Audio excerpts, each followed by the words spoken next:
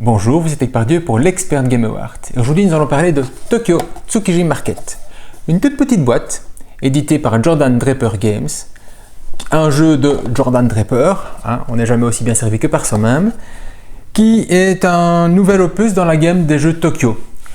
Ce nouveau jeu va nous permettre d'aller au marché du poisson afin de vendre nos ressources que l'on aura été pêchées en mer grâce à notre petit bateau et ainsi faire le plus grand profit dans l'ensemble du jeu. Alors c'est une toute petite boîte avec plein de matériel différents et une mise en place qui va varier. Ici j'ai placé une mise en place pour 4 joueurs avec 4 marchés plus un marché de base qui est le marché du macro et 3 marchés extérieurs spécifiques avec un marché de base qui est le marché des ventes de bateaux. Il faut savoir que ces marchés-là sont tirés de manière aléatoire parmi une gamme assez importante de tuiles différentes, que ce soit au niveau des marchés extérieurs ou au niveau des marchés aux poissons. Et donc chaque partie va vraiment changer parce que chaque marché va avoir ses propres règles, sa propre manière d'être géré et va vous permettre ainsi de faire des jeux toujours différents dans chaque partie.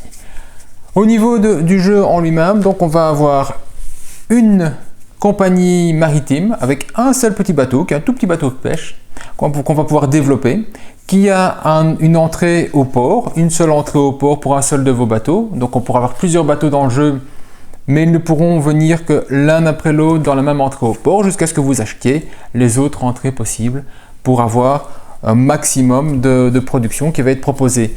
Ce qui est très intéressant ici, c'est que l'on va aller pêcher, ramener donc des pêches spécifiques, comme ici ce sera des tonneaux de thon.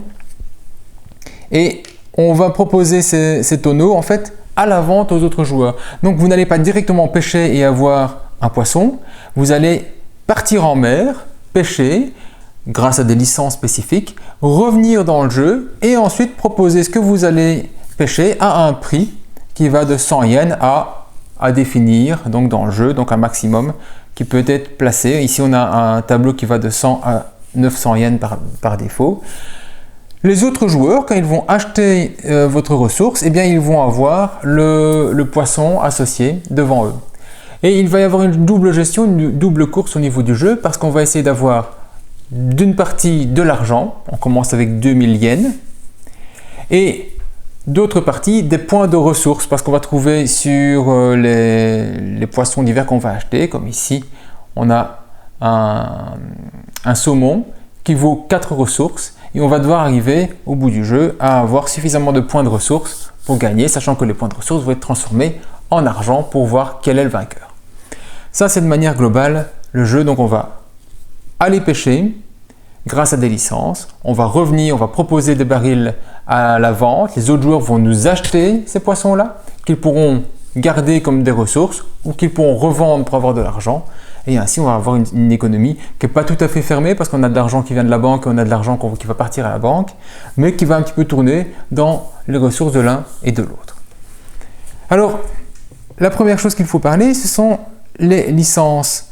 Vous avez une licence pour du macro dès le début du jeu, et on retrouve une licence ici par exemple, et on peut ainsi avec notre bateau pêcher uniquement des macros, mais on va pouvoir aller chercher d'autres licences par rapport au marché disponible et grâce à cela, un bateau qui va sortir va me permettre de pêcher de cette licence spécifique. Donc, on ne pêchera jamais que les poissons associés à une licence pour un bateau. Alors, comment va se passer un tour de jeu? Lors d'un tour de jeu, chaque joueur a droit à 2 points d'action pour faire son tour. Ces points d'action, il va les dépenser soit de manière simple, c'est aller faire des actions de pêche, soit aller faire des actions de marché, soit acheter chez un autre joueur le produit d'une de ses pêches. Alors pour vous parler des actions diverses, on va resserrer un petit peu le jeu et ne parler que d'une plaquette à la fois. Premier type d'action, ce sont les actions de pêche. Les actions de pêche sont de quel type? Première chose que je peux faire, c'est sortir mon bateau du port. C'est une action. Deuxième action, ce serait de pêcher. Alors pêcher, ça dépend donc de la licence dont je dispose. Donc un bateau qui part quelque part, part avec une licence. Il a droit de pêcher un type de poisson. Ce type de poisson-là, eh bien, je vais aller chercher, si je pêche, je vais chercher un tonneau associé à la licence dont je dispose. Quand mon bateau est plein ou quand j'ai décidé qu'il rentre au port, quand j'ai plusieurs endroits de stockage, eh bien, je peux faire la troisième type d'action de pêche qui est rentrer au port et vider mon bateau pour aller placer ceci à un prix que je vais définir entre 100 yens et plus de 1000 yens. Et donc je vais le placer quelque part, imaginons que je le place ici à 200 yens, allez, au début du jeu, que sais-je. Donc trois types d'actions: sortir du port, pêcher, rentrer au port. Si dans le jeu je me retrouve avec plusieurs bateaux, quand je fais une action de pêche, chaque bateau peut alors faire l'action de son choix. Donc pour une action de pêche, je pourrais très bien dire que mon bateau ici charge, pêche du maquereau.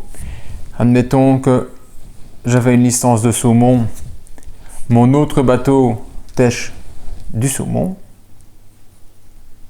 Ça fait une action de pêche.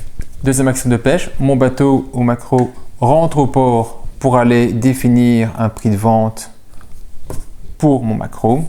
Tandis que l'autre bateau, il ne s'est pas rentré au port, il n'y a qu'une seule place actuellement, et donc il va continuer à pêcher, mais toujours du saumon. On ne peut pas changer de licence en cours de jeu. Donc si on a commencé avec du saumon, on va continuer avec du saumon. Un seul endroit pour décharger au port, donc on va devoir alterner ces bateaux l'un après l'autre pour rentrer au même endroit. Évidemment, ce qui serait intéressant, c'est d'augmenter ces espaces de dépôt au niveau du port, et donc je pourrais très bien acheter pour 500 yens, ouvrir ceci, c'est une action gratuite. Et c'est donc simplement ouvrir l'emplacement du deuxième dock de déchargement, et donc il me permettrait aussi à un deuxième bateau de venir ici. Et pour 500 yens, je peux aussi ouvrir le grand dock. Le grand dock qui me permet de placer soit deux bateaux en une seule fois, ou de placer la barge qui, elle, prend toute la place. La barge est un bateau spécifique parce qu'elle ne pêche pas, elle permet juste de stocker des poissons. Et donc, si je vais pêcher avec les deux autres bateaux en mer, hop, je récupère un petit peu des slots, et bien de manière gratuite, je peux très bien dire, bah tiens, hop, je mets tout ça dans la barge. C'est une action libre. La barge peut stocker différents types de poissons. Et donc, ces bateaux-là peuvent gagner du temps en ne repartant pas vider leur stock au port et continuer dans une deuxième action d'aller à nouveau pêcher. Et ce sera la barge, une fois qu'elle sera remplie ou pas remplie, qui elle retournera au port pour aller décharger en une seule fois l'ensemble de ses ressources. 500 yens aussi, c'est une action gratuite. Alors, mes ressources, je vous ai dit, ce que j'ai été pêché, le fruit de ma pêche, il va être mis à disposition des autres joueurs. Pour un point d'action, un joueur peut aller acheter des poissons chez autant de joueurs qu'il le désire, pas chez lui, au prix indiqué, on ne négocie pas, le prix a été fixé par le vendeur. Si, au tour suivant, le joueur n'a pas vendu certains de ses barils, ce qui se passe, c'est que le poisson se dégrade et donc on va avoir une descente dans la valeur du poisson. Si après un tour, il n'a toujours pas été vendu, tous les barils qui sont ici vont être jetés, vont être rejetés parce que le poisson n'est plus vendable simplement. Alors, ce prix-là, il descend sans être changé, sauf si le joueur fait une action de pêche, donc qu'il rentre, qu'il sort, qu'il remette des nouveaux poissons, qu'importe. S'il fait une action de pêche, alors il peut choisir de modifier son prix de vente éventuel pour attirer d'autres joueurs qui disaient « mais non, je ne l'achète pas, c'est trop cher, je ne peux pas te le prendre à ce prix-là, je l'achèterai à un autre prix ». Quand j'achète alors ce poisson, eh bien, je vais prendre le baril, le remettre au marché associé et je vais prendre un des poissons disponibles pour arriver dans la main du joueur. Alors, on peut parler du saumon parce qu'on l'a ici directement. Le saumon a deux types de valeurs, le F et le 4. Eh bien, selon que le saumon est acheté quand il est frais, on va le mettre du côté F. S'il est acheté quand il est dégradé, eh bien, il va être du côté 4 chez le joueur. Ça va être la valeur de la ressource. On va y arriver dans un instant en parlant des marchés divers. Marché aux poissons, on va commencer par le plus générique, le marché au maquereau. Donc c'est le seul pour lequel on a une licence dès le départ. Rentrer dans un marché aux poissons coûte des actions ou un prix. que ce soit un prix en poisson ou un prix en yens. C'est indiqué sur le côté le prix qu'il faut payer pour rentrer dans un marché au poisson. Ici, 1A, donc une action pour rentrer dans le marché au macro. Qu'est-ce que je peux y faire? Déjà, quand on rentre dans un marché, tous les joueurs qui disposent d'une licence ou de plusieurs licences de pêche pour ce type de produit vont toucher 100 yens par licence dont ils disposent. Donc au début du jeu, si quelqu'un rentre dans le marché du macro, et bien comme tout le monde a au moins une licence, tout le monde va au moins gagner 100 yens. Même si c'est pour soi, donc c'est vraiment tous les joueurs. Ce que je peux faire dans un marché, eh bien c'est par exemple acheter une nouvelle licence. Pourquoi? Parce que si j'ai plusieurs bateaux qui disposent de licences, mais plusieurs peuvent pêcher en même temps. L'intérêt d'avoir plusieurs licences, c'est par exemple quand on va revenir avec plusieurs bateaux de pêche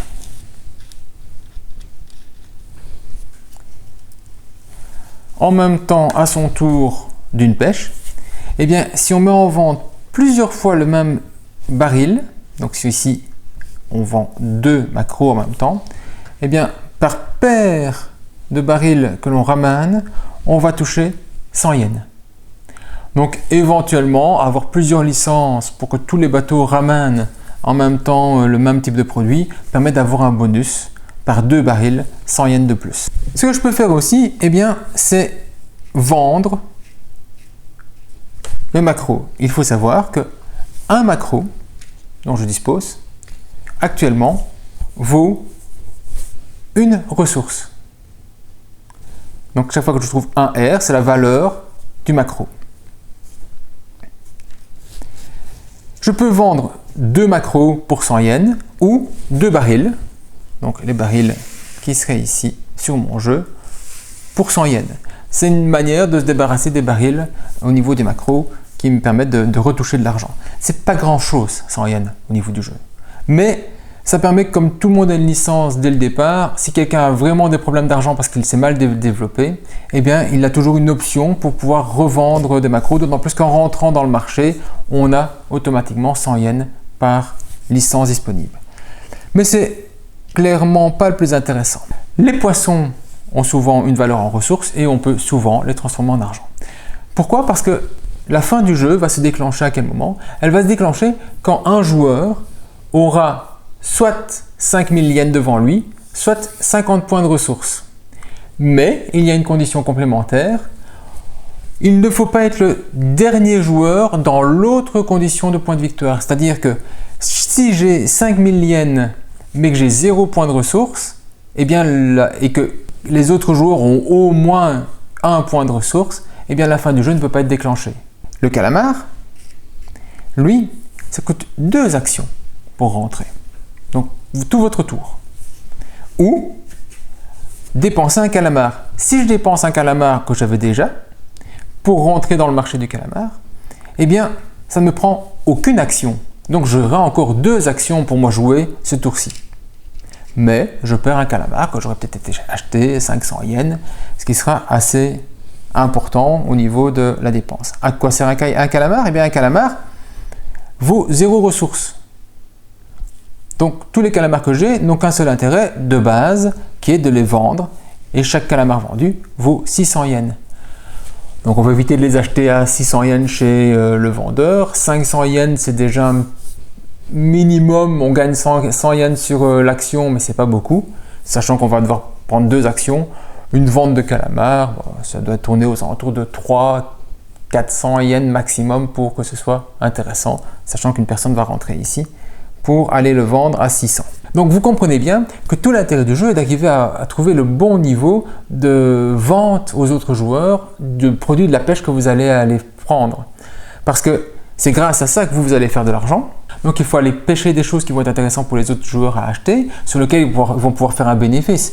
Ici, le calamar ne valant que 0 ressources, le seul bénéfice possible, c'est de l'argent. Donc s'il doit vous l'acheter, il doit l'acheter sans perdre quelque chose derrière. Toujours la possibilité d'acheter une licence. Alors la licence ici, je ne l'ai pas dit tout à l'heure pour le macro, la licence du macro est à 100 yens, la licence du calamar est à 300 yens. Donc celui qui veut aller pêcher le calamar doit d'abord rentrer au marché du calamar en payant 2 actions, vu qu'il n'en a pas évidemment sur lui, pour aller chercher la licence ou plusieurs licences. Je peux très bien acheter 3 licences d'un coup et donc 3 bateaux pourraient simultanément aller chercher du calamar. Je ne peux pas acheter 3 licences d'un coup au niveau du macro parce que c'est indiqué clairement sur le plateau que c'est un seul à la fois. Mais ici, je pourrais très bien acheter tout en une seule fois. Le saumon, j'en ai parlé tout à l'heure, lui est intéressant soit frais avec le F, soit du côté dégradé avec le 4. Il ne se revend pas, le saumon en tant que tel. La licence vaut 400 yens et son intérêt, c'est vraiment d'accumuler des ressources. Si on l'achète du côté pas frais, du côté 4, eh bien ça vaut 4 ressources. Donc je vous rappelle qu'on doit arriver à 50 ressources. Si on l'achète du côté frais, sa valeur en ressources est égale au nombre de saumons partout dans le jeu pour chez tous les joueurs. Donc s'il y a 5 saumons sur l'ensemble des joueurs, chaque saumon vaut 5. Lui, il n'y a pas de thon placé sur le jeu. Pourquoi? Parce qu'on a un petit sac. Et dans ce petit sac, si jamais je vais acheter le thon qui a été mis en vente par un autre joueur, je vais piocher une valeur au niveau de ce thon. Et donc ici, j'ai pioché 15. Ça va de 15 à 25. Il y en a 5. 3 15, un 20 et un 25. Et donc, la valeur ici, c'est sa valeur en ressources et sa valeur à la revente est de 100 yens par valeur. Donc 15, 1500 yens, 25, 2500 yens. Ce qui veut dire que c'est un poisson qui va se vendre beaucoup plus cher que les 900 yens du plateau standard. On va les monter à du 1200, 1300 aisément, voire plus. Si on a déjà pêché tous les 15, ça veut dire que on sait qu'il y a 20 ou 25, on pourrait très bien envisager de vendre du thon à 1800 ou 1900 sans aucun souci. Parce qu'il y aura toujours un gain au niveau du joueur et 25 ressources quand on doit arriver à 50, c'est énorme évidemment. Même 15, c'est très intéressant. Donc le thon est très cher, mais la licence du thon est à 1000 yens. Ce qui veut dire que c'est assez cher à aller chercher, mais ça peut valoir de l'argent. Alors il y a une spécificité, c'est que le thon, si quelqu'un ramène 3 barils de thon dans sa même action de pêche, eh bien il va y avoir une vente aux enchères immédiate du thon. Donc on va vendre aux enchères le fait d'aller piocher dans le petit sac et celui qui mettra le plus d'argent récupérera donc une pioche. Même le pêcheur peut participer à une vente aux enchères. Ce sont les seuls moments où le pêcheur peut lui-même récupérer le produit de sa pêche. Donc il y a un intérêt pour le pêcheur de ramener 3 thons en une seule fois. Les poulpes, ça coûte ici 200 yens, pas d'action, ou 2 actions, ou un takoyaki. Les takoyaki, c'est quoi? Eh bien, c'est ceci. C'est des petites pattes de poulpe travaillées ainsi, qui vont être créées grâce au poulpe existant. Pourquoi? Parce que quand j'ai un poulpe, sa valeur est de 3 ressources. Ça ne se vend pas. On achète une licence de poulpe à 300 yens. Ça ne se vend pas en tant que tel le poulpe, mais par contre ça peut se travailler. Quand je rentre au marché du poulpe, je peux transformer un poulpe en 3 takoyaki. Les takoyaki, je vais les mettre en vente sur mon plateau, tout comme la vente des barils aux autres joueurs. Je peux très bien les vendre 300, 400, sans aucun souci. Quel est l'intérêt? Eh bien déjà les takoyaki ne se dégradent pas, ils ont été travaillés, ils sont protégés donc de la dégradation, ils vont rester à ce prix-là jusqu'à ce que quelqu'un les achète. Si quelqu'un les achète, eh bien ils auront une valeur de ressources de 5 ressources. Donc un poulpe vaut 3, avec un poulpe je peux faire 3 takoyaki. Chaque takoyaki est placé à la vente chez le joueur qui a transformé le poulpe en takoyaki en allant au marché et ils sont ensuite achetés par un autre joueur et chaque takoyaki vaut 5 ressources. Ça veut bien se dire qu'en fin du jeu, chaque ressource va être transformée en 100 yens. Donc chaque point de ressource va être transformé en 100 yens. Donc un takoyaki qui vaut 5 ressources permet d'avoir un déclencheur de fin de jeu ou permet de ne pas être le dernier pour déclencher du côté des yens. Mais en plus vaudra à la fin effectivement l'équivalent de 500 yens. Donc acheter un takoyaki à 400 voire à 500 est quelque chose de tout à fait acceptable. Ici j'ai fait une mise en place pour 4 joueurs et donc je n'ai pas placé tous les marchés, mais on peut parler des autres marchés qui sont encore disponibles ici. Le fugu, lui, sa valeur est égale au carré du nombre que vous en avez. Donc si vous avez un fougou, il vaut une ressource. Si vous avez 2 fougous, il vaut 4 ressources. Si vous avez 3 fougous, il en vaut 9. Donc si quelqu'un va chercher le fougou, eh bien il va avoir au fur et à mesure du temps de plus en plus de valeur dans la main de ce joueur-là. Si c'est vendu, on prend le carré du nombre que vous en avez, vous devez vendre tout le paquet et sa valeur en argent est ce carré x 100. Alors le fougou c'est spécial parce que la licence est gratuite. Elle est gratuite, donc quelqu'un qui rentre ici va pouvoir la chercher, ne va rien payer.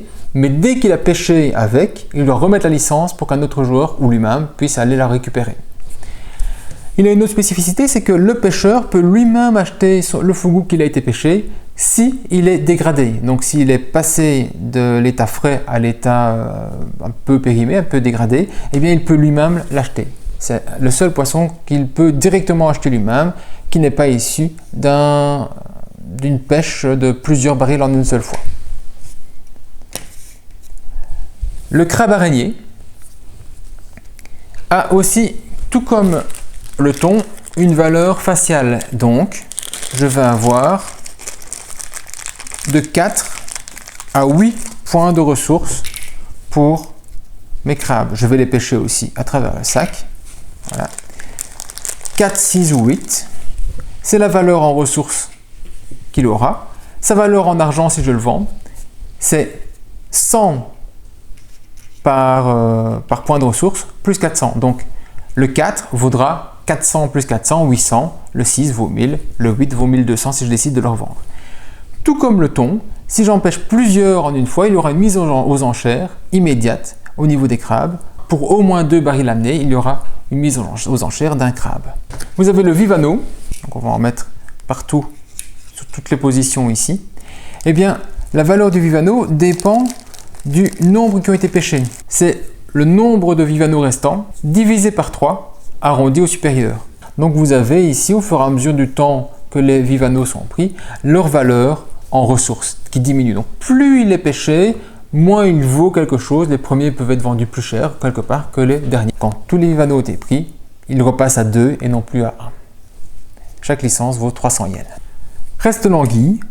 L'anguille a une valeur de 1 par défaut. À chaque fois que l'on va pêcher une anguille, donc on va chercher un baril d'anguille, sa valeur va monter de 1. Et quand quelqu'un va vendre l'anguille, sa valeur va descendre de 2. Sa valeur en ressources est égale à la valeur du marqueur qui se trouve ici. Ça peut monter jusqu'à 13, c'est énorme. Et sa valeur à la revente est égale au marqueur ici, fois 100. Donc c'est 1300 éventuellement, mais si j'en vends 1, ça va tomber à 11. Si j'en vends directement 4 que j'aurai, eh bien j'en vendrai 4 à 1300 et ça va descendre de 1, 2, 3, 4 fois 2, donc de 13 à 5 en une seule fois et le prix à la ressource ou à la revente pour les autres joueurs dégringole en une seule fois. Très amusant, très intéressant que le prix de l'anguille. Alors, ce qu'il faut savoir, c'est que si à un moment du jeu, votre marché devient vide, parce que par exemple, on a pêché tous les thons, et que donc, il n'y a plus aucun thon à pêcher, c'est une surexploitation d'un des marchés, d'une des zones de pêche, eh bien, en ce cas-là, le marché est fermé. On ne pourra plus aller chercher de nouvelles licences, on ne pourra plus pêcher de cette ressource, ce sera terminé. Idem,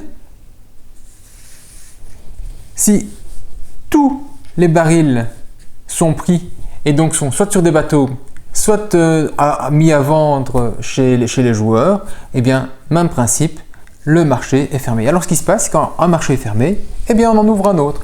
C'est comme ça qu'on va pouvoir mettre en jeu éventuellement d'autres marchés et faire tourner les marchés chez les joueurs. À côté des marchés aux poissons, vous avez les marchés dits extérieurs. Les marchés extérieurs sont des marchés qui fonctionnent de la même manière. Par exemple, ici, vous avez un marché qui est ouvert systématiquement, c'est le marché au bateau. Pour une action, je peux acheter 500 yens le bateau de mon choix, sauf la barge qui en vaut 1000. Si je veux faire de l'argent en fin de jeu, je peux revendre mon bateau. Et bien mon bateau, je peux le revendre à 100 yens pour les petits et 200 yens pour la grande. Il y a une indication ici qui est 10% du prix d'achat arrondi au supérieur, mais ce n'est pas tout à fait vrai. Il y a une correction de Jordan Draper dans les règles. Je peux aussi les vendre au marché des bateau utilisé, usé. On pourra le vendre ici 200. Et si un autre joueur décide de racheter un bateau qui se trouverait ici, il l'achèterait 300 au lieu de 500. Le trading, pour une action, je rentre ici et je vais mettre au moins des ressources valant une valeur de ressources de 2, de 3, de 4, de 5 ou de 10 ou plus. Eh bien, en mettant au moins 2 points de ressources, je vais récupérer 300 yens. Souvenez des macros qui ne valent rien du tout, qui valent 100 yens par 2, mais qui valent chacun un point de ressource. Eh bien, si je vais ici, je vais déposer mes 2 macros. Ils vaudront donc 300 yens, un petit peu plus que la valeur normale du marché de macros. Si j'en ai 3, 500, 700, 900, jusqu'à 1800. Si quelqu'un est déjà venu vendre quelque chose et qu'une autre personne désire venir vendre le même type de ressources, au moins la même valeur, donc ici au moins 2, eh bien je pourrais venir ici et récupérer les 2 macros en échange du takoyaki que j'ai placé. Un intérêt moindre, j'aurais plus d'intérêt je pense à mettre mon takoyaki qui vaut 5 ressources ici pour toucher 900 yens. Je peux aller ici pour 2 actions ou 100 yens, aller faire un emprunt. Un emprunt, je touche tout de suite 500 yens. À la fin du jeu, je vais devoir rendre 1000 yens. Ah, ça coûte cher, c'est un petit peu difficile. Mais on ne sait jamais, il y a un moment du jeu que ça peut être très, très utile pour aller chercher ça, sachant que si vous ne voulez pas perdre d'action pour aller chercher de l'argent, vous allez devoir en plus payer 100 yens, sinon ça va vous prendre 2 actions. Et vous avez des parts, des shares. Et bien ici, les personnes qui vont acheter une share, ça coûte 300 yens, vont récupérer en fait l'argent de remboursement du joueur à la fin du jeu. Tous les 500 yens de plus que la valeur d'emprunt qui vont être rendus par un joueur vont être partagés aux joueurs ou aux 2 joueurs qui ont pris des shares. L'aquarium pour 2 actions qui vont me permettre de vendre un type de poisson indiqué à une valeur spécifique. Je peux en vendre jusqu'à 4, je peux en vendre jusqu'à 2, donc il peut y en avoir plusieurs dans une seule zone. Les macros valent ici 300 yens pièce, énorme pour les macros. Le gouvernement qui accepte n'importe quel poisson à 300 yens, il peut en prendre 3 comme ceci et à 200 yens il peut en prendre 10 comme cela, c'est la charité du gouvernement. La mise aux enchères ici, je vais pouvoir aller placer une série de points de ressources et dire bah tiens voilà je la vends aux enchères entre les joueurs, qui met combien, et donc les autres joueurs vont pouvoir mettre de l'argent pour prendre les ressources parce que vous n'avez un besoin cruel d'argent par exemple. Et donc je pourrais acheter ici des freezers, donc des glacières qui vont me permettre d'éviter la dégradation de mes poissons par 2 fois, ou des points d'action, donc des cartes, ça coûte 200 chaque et ça me permet d'avoir 2 actions pour rentrer dans un marché ou pour rentrer dans plusieurs marchés, donc dans un seul tour, de faire des points d'action de marché en une seule fois. Uniquement sur des marchés, pas pour aller pêcher ou autre, donc c'est pour préparer des coupes futures où je vais acheter, où je vais aller vendre, je vais faire tourner un petit peu mes données plus rapidement. Donc le auction, ici je vais pouvoir rentrer dans le marché en payant une action, je vais voir le nombre de ressources que je mets, au moins 2, au moins 5, au moins 10, je vais payer les taxes d'entrée dans la zone d'action ici et je vais vendre ça à la banque. On va définir pour chaque joueur, tiens pour cette valeur là, à combien vous êtes prêt à acheter cet ensemble de ressources que j'ai placé ici. Chaque joueur va définir une mise, celui qui aura fait la plus grande pourra l'emporter et le joueur touchera 2 fois la valeur de la mise, donc une fois payée par le joueur, une fois payée par la banque. Donc si j'ai la plus grande mise pour 2 ressources c'est de 300, le joueur va toucher 600, moins les 200 de rentrée dans la zone d'action et les ressources iront chez le joueur qui a fait la plus grande mise. Donc il va toucher une fois l'argent du joueur et la même chose au niveau de la banque. Le barter c'est le même principe. C'est aussi, chaque joueur va placer autant de valeur de ressources qu'il veut ici et chaque joueur va faire une seule offre ici pour en récupérer la valeur. Donc si on résume, vous avez la possibilité vous avez 2 actions, vous pouvez sortir du port, vous pouvez pêcher avec vos licences, vous pouvez rentrer au port, définir un prix de vente de votre pêche, c'est votre pêche qui va être achetée pour une action au niveau des autres joueurs. Si vous ramenez 2 cubes en même temps lors d'un retour à un ou plusieurs bateaux, d'un retour au port, vous allez pouvoir mettre différents prix et vous allez toucher 100 yens pour peu que vous ayez au moins ramené 2 tonneaux. Dans certains types de poissons, vous allez pouvoir faire une vente immédiate. Si vous arrivez à ramener 2 crabes araignées, vous allez pouvoir faire une vente immédiate. Ces poissons-là sont dégradés à chaque fois que c'est votre tour de jeu. Ils sortent si jamais ils sont dégradés 2 fois.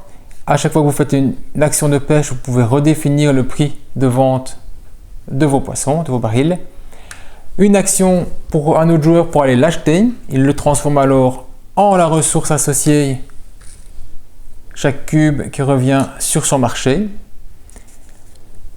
Et autre type d'action qui est de pouvoir aller dans un marché spécifique en payant éventuellement, si c'est proposé, de l'argent, des ressources spécifiques ou en actions, 1 à 2 actions. Dans un marché, je peux aller acheter une ou plusieurs licences, ça dépend des marchés, au prix indiqué sur le marché. Je peux vendre parfois mes produits, je peux les transformer aussi parfois, sinon ils ont une valeur de ressources. On va ainsi jouer jusqu'à la fin du jeu, jusqu'à ce que quelqu'un ait 5000 yens ou 50 points de ressources, tout en n'étant pas le dernier dans l'autre, les yens ou les ressources, au niveau des joueurs. Auquel cas, les autres joueurs jouent encore une fois et le jeu s'arrête. On transforme les ressources en yens. Celui qui avait le moins de ressources paye 500 yens. Celui qui avait le plus de ressources gagne 1000 yens. On fait la somme. Celui qui a gagné, celui qui a le plus d'argent. Fin du jeu. Donc c'est une durée très variable selon les nombres de fois où vous allez jouer. Donc très simple à expliquer quand on est rentré dans tous les détails. Les règles sont très bien foutues. On varie les marchés, on rejoue. Donc c'est très agréable. On espère que le prochain opus de Tokyo, qui sera Tokyo Capsule Hotel, sera aussi bon que celui-ci.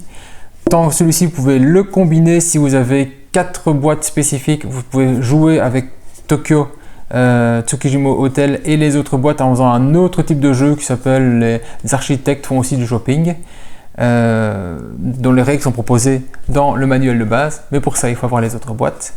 On espère que le prochain jeu sera aussi bon que celui-ci. Et en attendant, bon jeu.